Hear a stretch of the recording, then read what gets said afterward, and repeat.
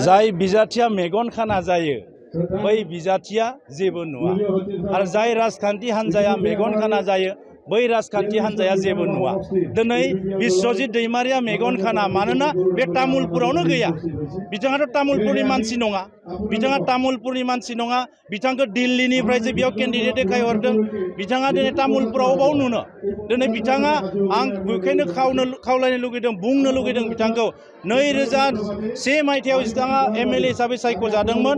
2006 मायथाइयाव बिथाङाखौ तामुलपुरनि रायजोफ्रा अलरेडि बिदाय होदों। दा बिथाङा 2001 निफ्राय 2006 मायथाइसिम तामुलपुर समस्तियाव मा मावदों बिनि मोनसेल' प्रुफ जों नायनि। आरो जोंनिफ्राय नांगौबा इउपिपिएलआ मा मावखो, आङो एमएलए हिसाबै मा मावखो तामुलपुरनि रायजो राजाया मिथिगौ। आरो 9 एप्रिलाव रायजो राजाफोरा बिश्वजित दैमारिनि एगेन्स्टआव भट होनो थाखाय बयबो थियारि। बेखायनो जोंहा क्लियार काट तामुलपुर इज तामुलपुर, तामुलपुर इज तामुलपुर। आरो तामुलपुरनि रायजो राजाफ्रा तामुलपुरखौल' मिथिगौ। बेखायनो तामुलपुरनि रायजो राजाफोरा सासेल' सुबुं, बे जाबाय प्रमोद बर' बिथां। बेखायनो ट्रेक्टर, तामुलपुरनि बयबो ट्रेक्टरनि सावगारियाव भट होगोन।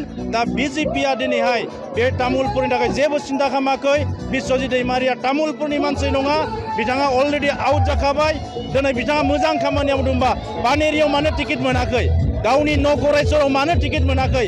तामुलपुराव दिनै बिथाङा जेननो थाखाय फैनांदों, बाध्य जानानै जेननो फैदों।